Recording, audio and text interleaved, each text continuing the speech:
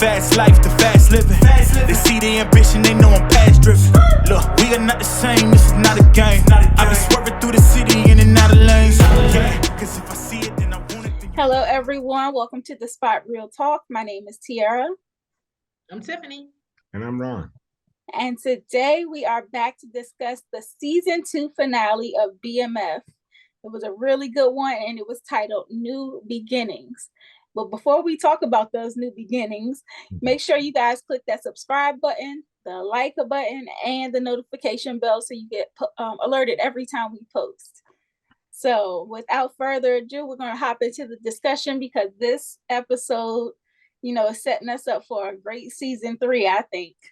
So, I really enjoyed it, and I like the direction where we're headed. So we kind of got a lot of stuff going on. This is the aftermath of Mo's death. Obviously, I don't know why they put Mo's body in the car wash, and I guess that was trying to send a message. I don't know if that was Lamar trying to send a message to Meech, like, look what happened. Look what you got Mo into. That's what I think. That's what I think. I think the message was to Meech. Mm-hmm.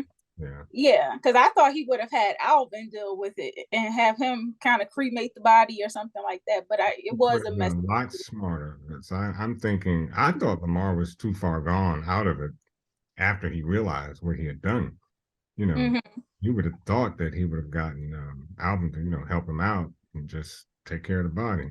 Yeah, that's what I would have thought. And, Meech even got the whole storyline confirmed by Zoe. So, he knows that it was Lamar, and it's kind of messed up their business stuff too, because that was their front for cleaning their money. So now they got to scramble to find a new front and a new way to clean the money, which, Terry kind of helps him out with it later on, getting the gas station set up. And he talks about working with the lady from the beauty salon that Nicole works at.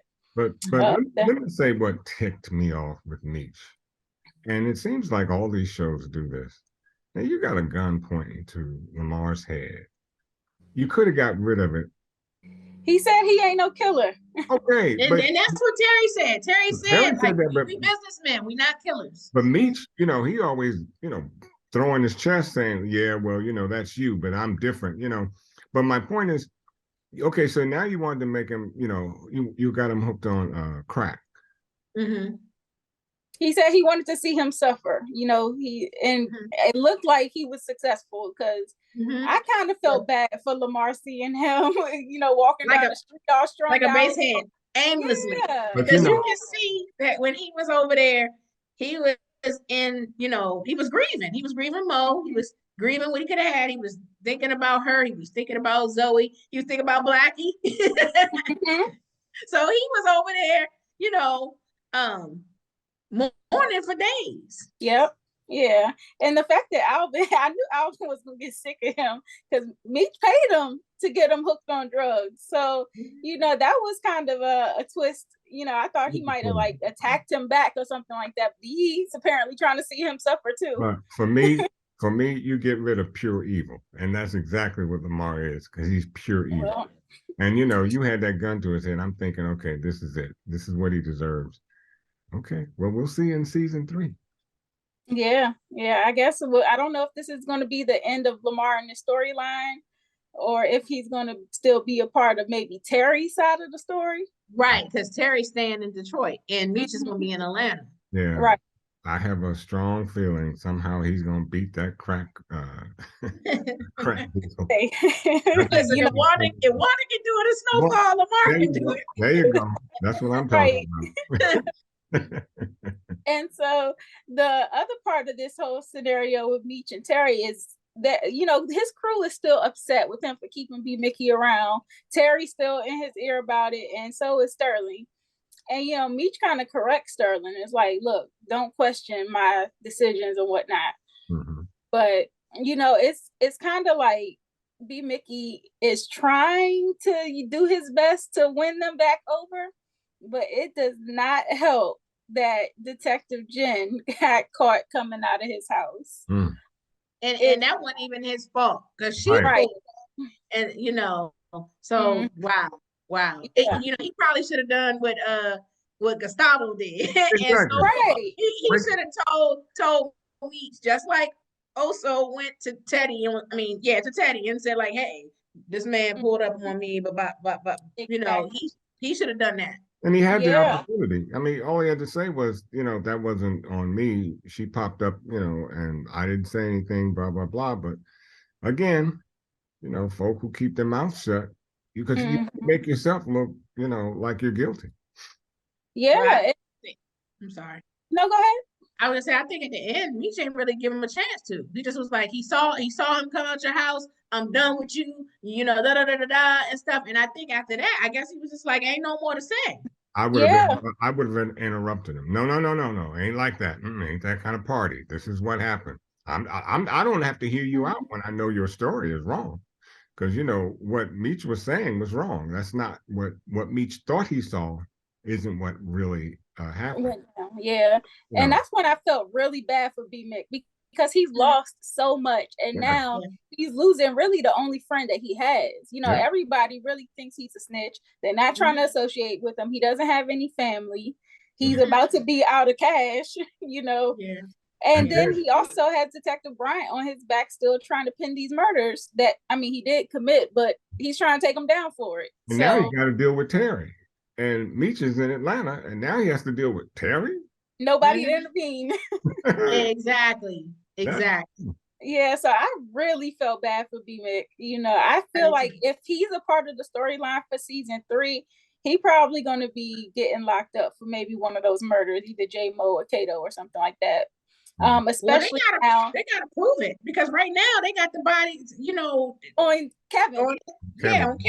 So they gotta prove it now. But I was about to say, the fact that Kevin's life is on the line, you know, his freedom is on the line. I feel like Detective Bryant is going to be even more like gung-ho on taking B-Mickie down. He was like, you know, he's not going to let his son go down for this. So they're going to work out a way to pin it back on somebody else. I'll tell you what's going to happen. Since B-Mickie doesn't have anybody, you know, he's alone. I think he'll step up and take that L for Kevin. You know, that's what I think. What's in it for him in doing that, though? Well, you know, it's like I got nothing to lose. I don't have any friends. Freedom. Hello, like I don't think he's got. But theoretically, despair that he's going to sacrifice himself for a kid he doesn't even really know. But theoretically, his freedom is lost too, because he's going to have Terry breathing on him. He doesn't have any money, and you know, Terry, first chance he gets, might want to take him out anyways. So you know, every day your life is, you know, right at the edge. But think about it too, because he's known in the streets as a snitch. In jail, it's going to be even worse for him if they know him as a snitch. So that doesn't help. Yes. Yeah, they will be on him in jail. And then Terry got his own concerns. Because he, you know, messing with Markeisha, Boom's people are on his butt. Yeah. So, you know, he don't have time to focusing on B-Mickie. I was going to say, shout out to DC Young Fly. Yes. His cameo. I can't wait to see more of him. I hope we see more of him next season, because he's hilarious. And it's good that he's a nemesis too to them. I think that'll be a funny kind of, you know, back and forth between them. And also shout out to Jason Louder, you know, because he's in this episode again. And we, you know, you said it before, T, in one of our other recaps, we've had Jason on the show to talk about the Wu-Tang. Right. Yep. Yeah. And so, you know, it's a lot going on with that situation there, because, you know, Boom has obviously been locked up. So like you said, Terry still has to worry about that. And then on the other side, K9, he held it down. You know, he didn't give up Meech and Terry, but it's like they are really pressing him. And it's like, for how long can he hold out? It's questionable whether he gave much of anything about Meech and Terry. Yeah, they said he told on everybody except them. Except them. Yeah. Yeah, no, he did. He told on everybody. He likes Meech. Mm-hmm. He respects him. He told on everybody except them. Even though, including the plug Cena. That's what I was about to say. So if Cena goes down, then Meech and Terry go down by association. Right. Exactly. So that's why I'm like, I don't know if that was the best move, you know. But that would have been keeping his mouth shut. I think Cena is gonna end up killing K9 because first off, you know, Meech and them vouched for him, paid off the debt, so to spare his life, and then he went and snitched on him. So they're gonna be like, okay, that ain't enough money to rectify that. Right. And you can still be touched behind the walls. Absolutely. So yeah, and I think his girlfriend is definitely about to be up out of here for snitching. Oh my goodness. And I was like, sis came in the room to snitch. You ain't behind the glass. She was singing, telling it all. Yes, she was. She was done. But you think Detective Bryant might his job may be in jeopardy here? Yes. His boss already told him as much. He got a whole internal investigation going on with him withholding evidence and stuff. Yeah, so, and Chen doesn't look like she wants to be too bothered with him now. So. Oh yeah, she says she's only doing it for Kevin. Yeah. I think that's one too many lies for her. Too much going on with Detective Bryant. But even if let's say, and as you both pointed out, it likely it's not going to happen. But let's just say B. Mitch did take the rap for the other murders. Kevin still got a murder on him. He does. Yeah, he does. I don't know how. I mean, they can try to say it was self-defense or something like that, but not when you go home and get a gun and come back to the scene to shoot somebody. That's not self-defense. Or did he have the gun on him? No, he didn't. Remember, because the first incident, he was still at the playground. Right. He was he probably had the gun in his book bag, or whatever, because when what's it called came home, the gun was missing from the safe. And Detective Jen said, when she said, I thought I heard about Kevin on the radio, and he was like, her what? So he probably got, I don't know if he hadn't got it or not, but I think he had it with him. The reason I say that is because if he was angry enough to shoot him, when he pushed him down, he would have gone and got his book bag. You would think the next scene would be him getting his book bag, grabbing the gun, and shooting the guy. But they go to another scene or two, and then they come back to that scene, which gives me the thought that maybe he had gone home to get the gun and then return to the playground to ultimately end that boy's life. Now I don't know. I mean, I think it was in the moment because the dude was wailing on him and stuff, and I think he, perhaps went to the book bag and. I don't know. Because he was already. Well, I thought honestly, it was kind of surprised to me that Kevin was even still around for this episode, because I thought he would have been back with his mom by now. Mm-hmm. So that was kind of a shocker to see that he was still with Detective Bryant. But if anything, I think he probably had it with him as well, because he was already feeling kind of paranoid and unprotected about being in the house, being at school. So maybe he already had it on him as protection from the break-in. Because he was hanging with his friend. He was hanging with, wasn't that the same friend that was over the house when Jen brought the Blockbuster videos and stuff? Yeah. So I think the friend goes to the school that he used to go to, and stuff. So I think he had it with him, probably like, okay, if I'm hanging out in this neighborhood, he already said, Dad, you can't protect me. Mm-hmm. Probably had protect myself. he probably had it in his backpack. Either way, one is probably, one definitely would be premeditated murder, and the other one would probably be manslaughter, first degree. I don't know, but either way, he's going down. It's gonna be a hard one to clean up. Yeah, that's real. I know. I mean, either way, I do think it was. I do think he can claim self-defense though, because that boy was minding business. And remember now, God beat him up. Yeah, but when you kill someone in self-defense, remember you have to fear for your life. And I didn't see in that scenario the boy was beating on him that badly. And if he was, how was it that he was able to get up and get the gun? So the beating had to have stopped at some point. So and if he was physically fit enough to get up, go get the gun, and then shoot him, that's very much on the lines of premeditation, because it's not like but it got Zimmerman off. Right. It got it, and we know. We know why. Yeah, that's a whole nother. We know. But I'm just saying, it got him off. Yeah, the fact that he's a minor, and the guy had been bullying him. Yeah. That Detective Bryant had gone up to the school and tell him about that and all this. But still, oh, you know what? Even if he had the gun with him, that still could be considered premeditation. Because remember, with premeditation, you have to say something's going to happen and I'm going to do this. So if he put the gun in the bag, in the book bag, I'd rather go with my story. He got beat up, ran home, and temporarily lost his mind because he was being beaten up. He grabs the gun and he goes and shoots the guy, as opposed to you wake up in the morning, you get your daddy's gun, you put it in the book bag, and that's saying that says to me, I'm expecting something to go down, and if it does, I'm prepared. Yeah, it could go either way, but this is Detective Bryant's kid we talking about. He's already a dirty cop. He gonna work something out, Yeah, but he got stuff on his, He does, but I guarantee you they gonna figure a way out of this, especially with Jen trying to help out. And Jen better do something quick because, in fact, Detective Bryant, I don't think he'll be able to do anything for his son. No. Because, they're going to just take him and deal with him in whatever way they're going to, they will deal with him. So it would be, if anybody's going to get Kevin off, it's going to be Chen.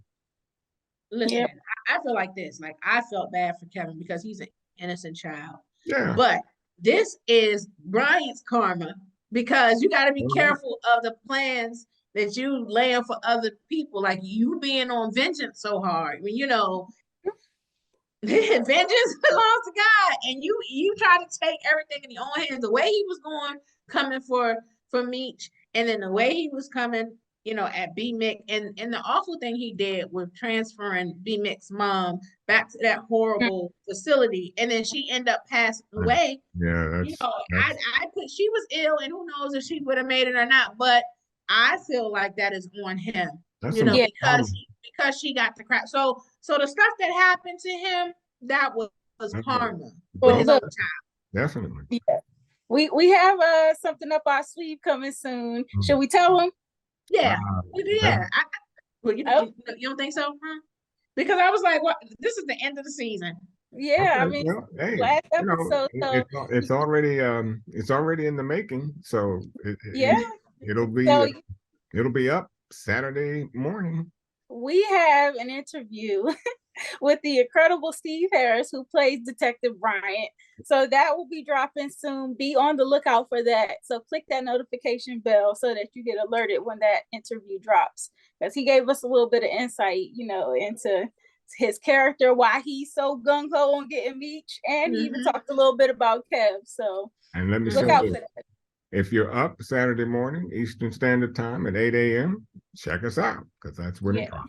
Yep, so be on the lookout.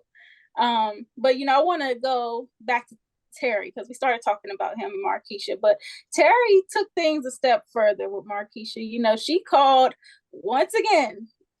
She always seems to call him when something goes wrong, when she needs, some help. Damsel in distress. I can't stand that. That's the name of her game. I can't stand that woman. A lot of people. You sound like Meech don't rock with her either. The whole family don't really rock with her. I can't stand and that. After she pulled that mess at the hair show, where she confronts LaWanda and she's popping off. Well, LaWanda said something first, but she was out of pocket. And and Miss Lucille set it off. She did set it off. His woman is the one carrying his child. Yes. Oh, and she's like, "Aren't you a little old?" Long in the tooth. Yes. Long in the tooth. That's wild. Markeisha can't catch a break. Terry deserved the hands. He did. The hands. Because that's that woman just up one side of him and down the next. I don't get. Listen, he deserves the hands because it was nice of him to say to the children that that nobody would never bother you again and all that stuff. But he's talking about he gonna buy them a house and he gonna play house with Markeisha's kids, and you got your children's mother up in your parents' house on a twin bed. Look, I was so done with him when he said that. Terry, get the hands. You know what? I thought you were going to say, Tiffany, that reminds me of a certain person in power named by the name of. Oh, no. well, it goes at the kids on the floor, but he had on the floor. But anyway, Terry, Terry has, LaWanda, in his parents' house on the twin bed, and then he's promising to buy a house with Markeisha and her children. And I'm like, you don't even have your children in a house. Yeah, exactly. So and I can't rock with it. And now here Markeisha is got them getting shot at, at the end of things. And they were he was pretty close range when he pulled up in that van. So it'll be a miracle if they come out with no injuries. Right. Oh, you mean at the end? Yeah. Yes. I'm like, wow, if this is, I mean, and you have to also look at the fact that he covered Markeisha. Yeah. He covered Markeisha while the guy was still shooting. So you can't tell me that the guy missed. Okay. Right. I will be very disappointed if you tell me he missed. Terry's got to take a bullet, at least one. He may have. He's got to have at least one. He's got to take it. Yeah, and moving on to another relationship in turmoil. Charles and Lucille. Poor Charles is trying to clean up his mess. And, I can't even say poor Charles. He made his bed. He got to lay in it. Yeah, and, it's so bad that Lucille isn't even trying to be naked in front of him anymore. She was like, look, I'm not decent. Turn around. He has to let her heal. I mean, Charles keeps showing up at the wrong time and he wants to force the relationship back. And you can't do that. You seriously hurt your wife. Yep. And, I mean, you couldn't have hurt her anymore. I mean, it's unfortunate that, she discovered the receipt and, and then Miss Mabel happens to come to the house and, solidifies things with the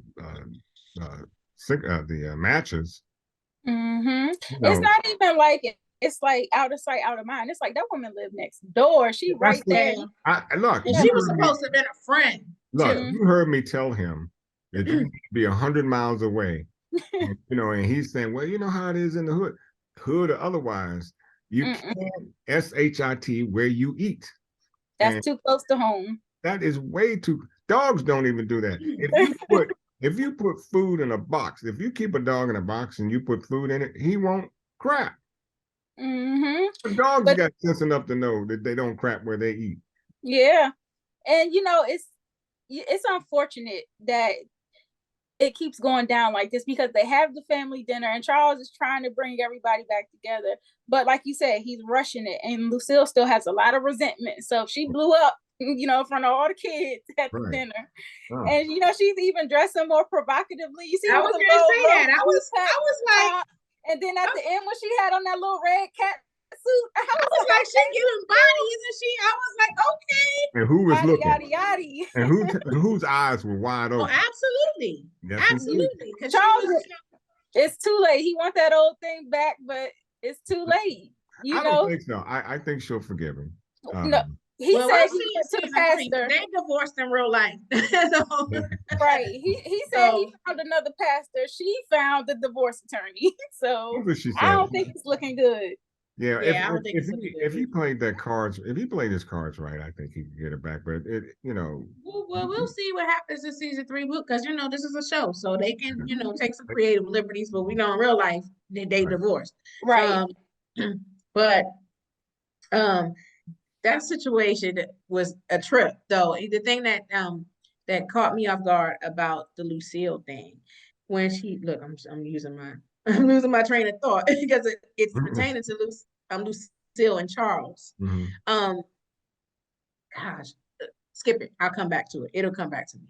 But you did hear when he said, "I never could envision my life without you." That softened her up a bit. Now, how much is it worth she giving him a second chance or not? He did quote some Bible scripture, and it's too soon. I mean, because he leaned into it. Like, it's one thing if it's one slip up, but if it wasn't for the fact, like, Mabel broke it off, he didn't. Right. How long would it have carried on? Yeah, it's not one of those things like you sorry you did it. It's like you sorry you got caught. Right. One of that So it's kind of, it's not really coming off as genuine or sincere. Well, yeah. Now I remember what I was going to say about the Charles situation. That situation when he and Lucille helped helped him become more humble and with his relationship with Terry and Meech. Yes, it did. Because before he wouldn't even let Meech come to dinner, the family dinner. He didn't want him to speak, he didn't want him to cross the doorstep.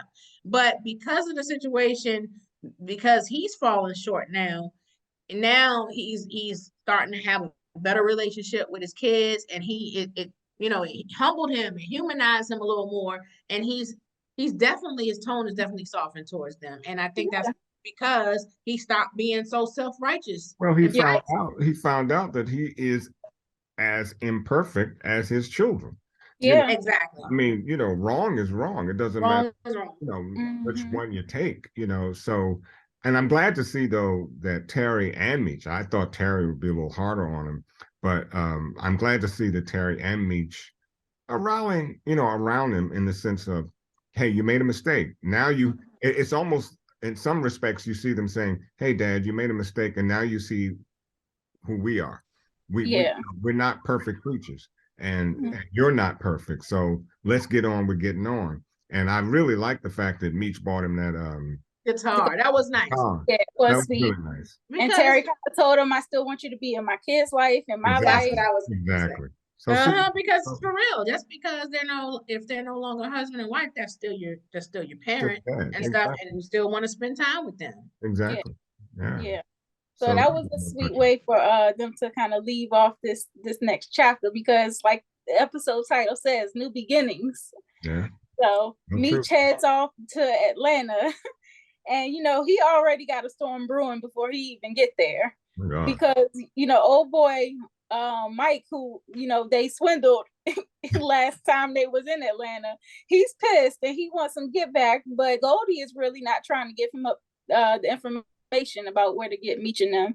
So as soon as Meech gets back into town, here comes this dude blowing up the club, shooting things up. And Goldie really showed like she is no nonsense. She held her own, and I can always appreciate that, like women in that type of environment who can really hold themselves down.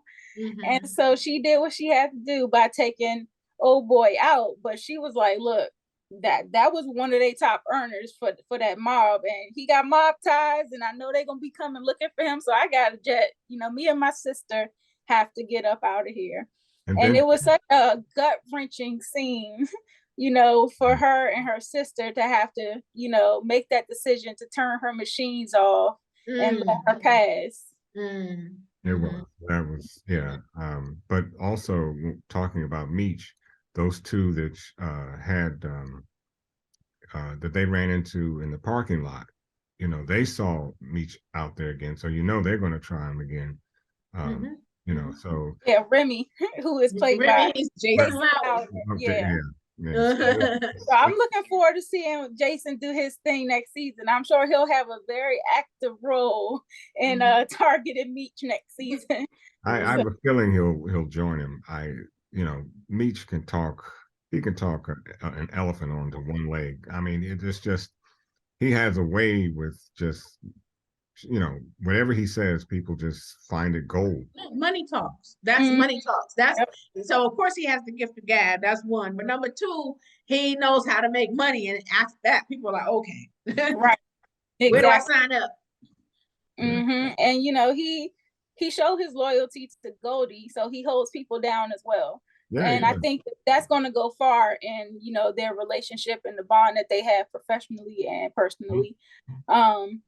But yeah, I just want to say also shout out to Monique for her great, performance this season as well, because she always, you feel her presence when she's on screen. You do. I really love that she has jumped back into this whole acting world and graced us on the screens again. It's glad to see, 50 in the cast kind of supporting her, bringing her back on. So I think we have a whole lot to look forward to next season. Like I said, things are split up now, this new beginnings, with Terry running things over in Detroit and Meech in Atlanta. And Terry, you can hear the voiceover at the end where Terry's talking about how you know, he kind of had different priorities, and he wasn't really focused on becoming the man. He was just focused on his being the king of Detroit in his own little bubble. But Meech, you know, he kind of has that kind of tenacity, and that he's a people person, and he really is going to be leading the charge and making BMF what we know it to be today. So this is kind of the beginnings of the big Meech that everybody has come to know and love. So I'm looking forward to seeing how all of that unfolds in the ATL next season. I think, remember when we interviewed with McCall, she told us that season 3 was going to be crazy. So looking forward to seeing that. Yep. So we already have put a few people on the Who Can Get the Hands list. Y'all got any more nominations and any nominee for the game ball? I don't know if anybody gets the game ball this week.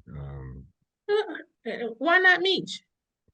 Because I mean, I feel like he's you know, he's starting a new chapter. For now he neutralized Lamar. He neutralized Lamar for now. He's heading off to Atlanta to a new spot, new beginning. Why not Meech? Oh, and we can get Miss Lucille. She got a new beginning too. Yep, definitely. I don't know about that. Look, between the two, maybe Lucille, but I'm still mad at Meech for not putting a bullet in Lamar's head.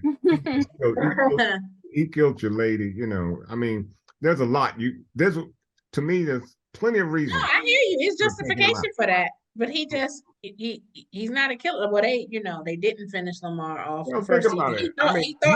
He put a bullet in Michael when Michael came in and started shooting up the place. No, Goldie killed him. Well, no, he put a bullet in him first. Yeah, he did. He fired back, but she did the kill shot. But I'm sure what I'm saying is, I think that bullet hit where it hit. Now, I don't think it was Meech thinking, well, no, I'm not going to try to kill him. I'm just going to. Oh no, he was in it. He definitely was in it. He was in it. He shot back. So he will pull the trigger. That's my point. So hey, you should have taken out Lamar while you were at it. Yeah. Well, I don't know. I don't know if we're gonna see Lamar much next season, but you know, if we don't, Kofi, Erica Briefer did a fantastic job. Yeah, he did an amazing job. Mark my word, he has taken some notes from Wanda, and he will be off crack. He'll get himself together. He'll get himself together. And he's gonna run things. Trust me when I tell you. Okay, well, I just want to, say congratulations to the entire cast and crew. This was an excellent season. You guys were phenomenal, very solid all the way around. So congrats, guys. Yes. Also, make sure for all the viewers out there, check out our interview playlist with, a lot of the cast members that we've had from BMF this series. So many good interviews we have in that tab there. So check out the playlist. Yeah. Also, go ahead, Tiff. No, that's what I was going to say. I was going to piggyback on what you were saying. I wanted to send a special thank you out to everyone who graced us from BMF. Miles Truitt, Russell Hornsby, Nicole Brianna White, Sydney Mitchell, Steve Harris, Lil Meech, of course, and definitely congratulations, Lil Meech. Donnell Rollins. This is Donnell Rollins, of course. Lil Meech, because this is his second year only acting. I mean, so good job. Doing a great job. Also, like we mentioned earlier, be on the lookout for that Steve Harris interview. If you have not already, click that notification bell so you get alerted. Click that subscribe button and like this video. Also, drop down in the comment section and give us your thoughts on this episode and any predictions you may have for what happens next season. So I guess, you guys have anything you want to add before we close out? Well, I thought you was asking us about the predictions, because I was like, I have some. Throw it out there. I'm wondering if they're going to go in a direction where, in the documentary, Meech was in Atlanta, T was where he was and stuff. And eventually those two started beefing and everything. So I'm wondering if this third season, if we're gonna show that tension and show them beefing and and everything that was depicted in the documentary. Yeah, That's definitely, I can see that, distance, can break up your family ties and things can start to break down from there. So, differences in how things should be run and whatnot, people start getting big heads when they rise to the top. Big heads, and they have different styles. Like T always thought Meech was flamboyant and stuff, and T is more low profile as far as, flashiness and stuff. So so I can see it becoming an issue, especially, like you said, distance. Yep. So like I said, we got a lot to look forward to. So if you guys don't have anything else to add, I think we will call it a night. Thanks to everyone for watching. Check out that Steve Harris interview when it drops, and continue to check us out. We have a lot of other shows that we are recapping, so stick with us. We are doing Power Book 2 now that it is back, Ghost. Check us out doing that show. We're going to be dropping a Bel Air recap, and we are also closing out our recaps for Godfather of Harlem and Your Honor. So lots of great content coming your way. Keep up with us. Yes. So until next time, we're going to say goodnight, and thanks again for watching. Right. Goodbye. We are not playing the same. No, we not looking to change. Hand on the wheel. They think we lacking the drive. Boy, you should stay in your lane. Foot on the gas. I do not care if I crash, long as I stick to the plan. What is the plan? I cannot lie for none of you, long as I know who I am. I'm in control. God got his hand on my soul. And if I land, then he got the remote. Made it this far, it's a miracle. Anything less is cynical. Staying true, I can't lie in your interview. Tell the truth while you lie with your interview. And your acting is so hypocritical. In control, nothing more, this is minimal.